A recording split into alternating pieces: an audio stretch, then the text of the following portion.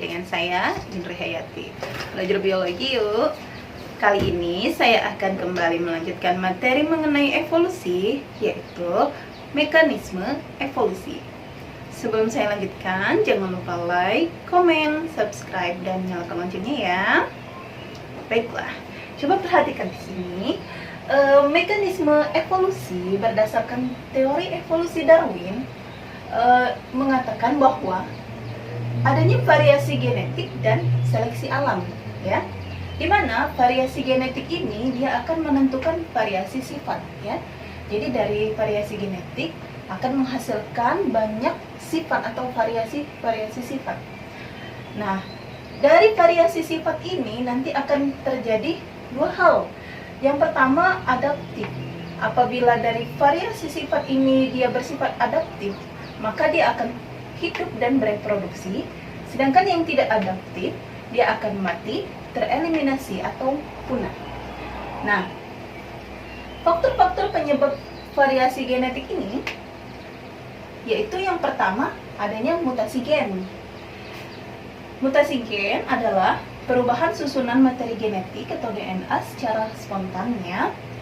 Nah, perubahan ini menyebabkan perubahan sifat yang sifatnya menurun dibawa oleh keturunannya, ya. Jadi mutasi gen ini akan menyebabkan perubahan sifat yang nantinya akan diturunkan, ya.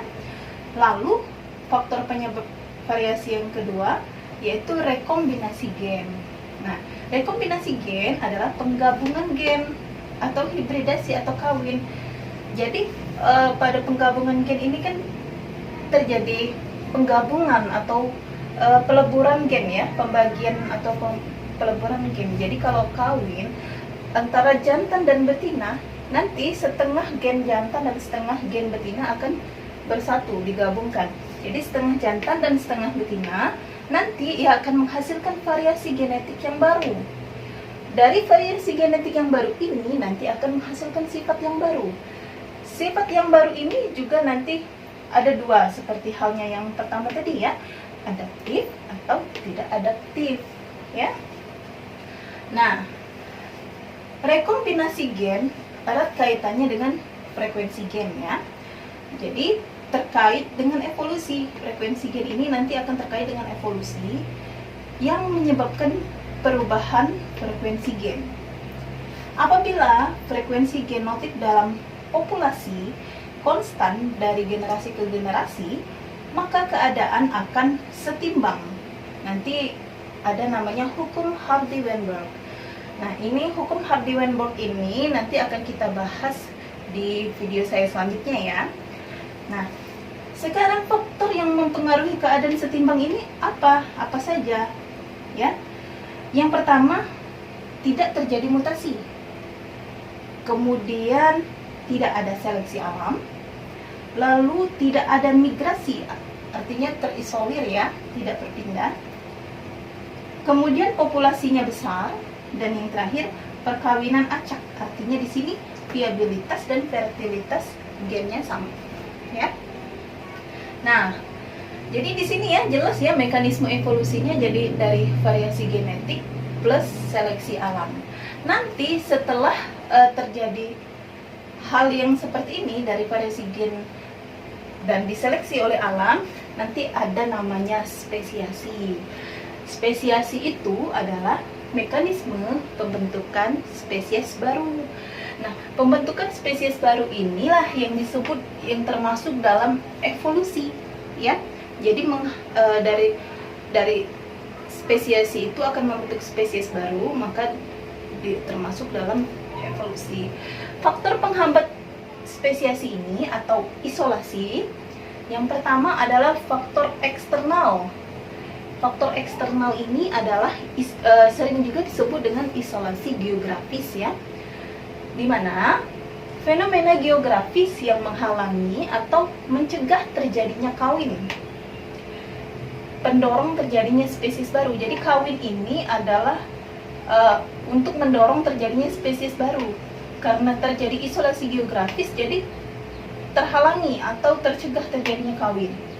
Contohnya isolasi geografis yaitu di daerah pegunungan ataupun pulau terpencil. di pegunungan atau pulau juga ataupun di pulau terpencil menyebabkan suatu makhluk hidup akan sulit bermigrasi pindah ke tempat yang lainnya. Nah, kemudian faktor penghambat berikutnya yaitu faktor internal, di mana ini adalah isolasi reproduksi. Kalau yang tadi isolasi geografis, secara tempat ya. Kalau ini isolasi reproduksinya. Nah, isolasi reproduksi adalah penghalang atau pencegah terjadinya kawin ya, sama mencegah terjadinya kawin juga atau hibridasi pada satu lokasi yang sama. Nah, kalau ini kan mencegah dia keluar dari lokasi tersebut, jadi dia tidak bisa kawin dengan makhluk dengan spesiesnya yang berada di luar lokasi ini. Kalau yang ini, karena yang isolasinya reproduksi, tercegah terjadinya kawin tapi pada satu lokasi yang sama, pada spesies yang berbeda akibatnya akibat perbedaan pola reproduksinya. Dia mencegah perkawinannya tercegah karena adanya perbedaan pola reproduksi. Nah, penyebab terisolasinya reproduksi ada beberapa macam. Yang pertama, mungkin karena dia isolasi ekologinya. Apa di sini? Perbedaan musim atau habitat yang berbeda. Jadi dia habitatnya berbeda. Kemudian ada isolasi musim. Kalau di sini adalah perbedaan masa kawin atau matangnya gamet.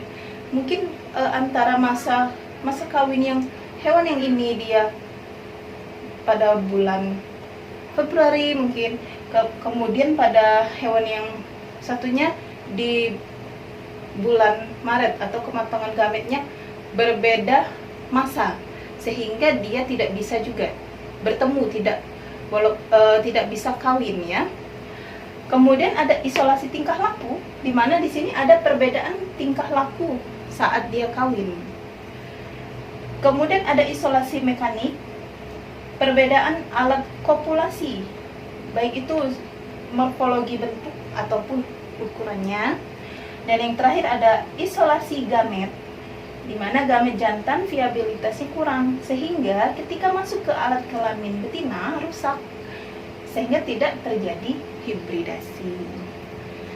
Ya, baiklah, itu saja pembahasan kita kali ini mengenai mekanisme evolusi yang akhirnya akan tercipta spesiasi.